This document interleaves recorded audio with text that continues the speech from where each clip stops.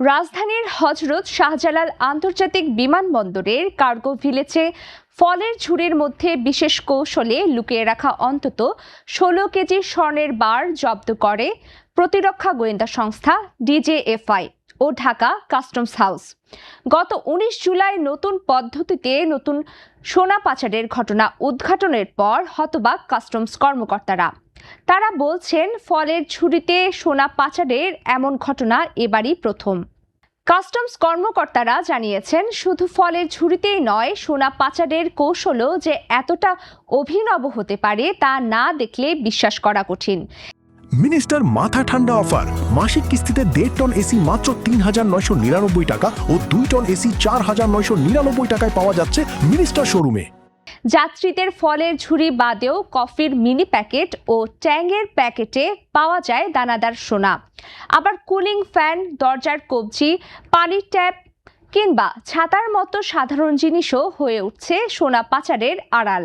Power bank, সাবান, খেলনা, গাড়ি ও বইয়ের ভেতরেও বিশেষ কৌশলে লুকিয়ে আনা হয়েছে সোনার বার ও রিং।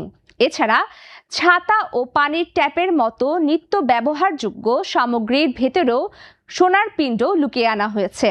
জুতা, বেল্ট, ভেস্ট কোনো কিছুই বাদ যায়নি সোনা পাচারের বাহন হিসেবে।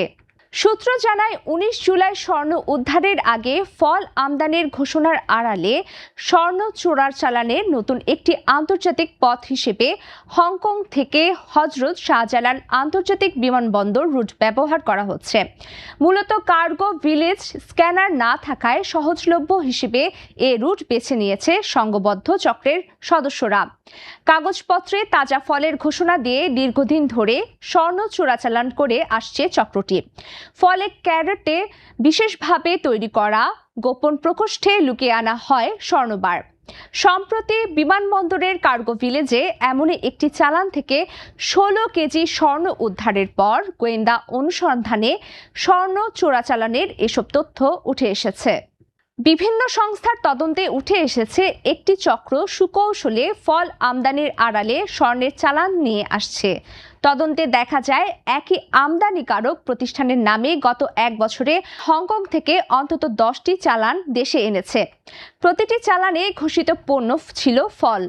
তবে তদন্ত সংশ্লিষ্ট কর্মকর্তারা বলছেন, এ চালানগুলোকে ব্যবহার করা হয়েছে স্বর্ণ চোরাচালানের নিরাপদ রুট হিসেবে। তাদের হিসাব বলছে, ১ বছরে এসব চালানের মাধ্যমে প্রায় ২৫০ কেজি স্বর্ণ দেশে আনা হয়েছে, যার বর্তমান বাজার মূল্য প্রায় ৩০০ কোটি টাকা। আরও বিস্ময়কর বিষয় হলো, তদন্তে আমদানিকারকের নিবন্ধিত ঠিকানা ভুয়া বলে প্রাথমিকভাবে নিশ্চিত হওয়া গেলেও মামলায় চালান খালাসে সম্পৃক্ত C&F এজেন্টকে আসামি করা হয়নি। Dhaka custom house commissioner Mohammad Mashiur Rahman সাংবাদিকদের জানান, এ পর্যন্ত আমরা ৫টি চালানের সন্ধান পেয়েছি। ধারণা করা হচ্ছে, স্বর্ণ চোরাচালান চক্র হংকং শাহজালাল বিমানবন্দরকে এখন নতুন রুট হিসেবে ব্যবহার করছে, কারণ এই বিমানবন্দরের কার্গো ভিলেজে বড় কোনো স্ক্যানার মেশিন নেই। এ কারণে আমরা পরীক্ষা করতে পারছি না। ফল জানাচ্ছি অনুমান নির্ভর।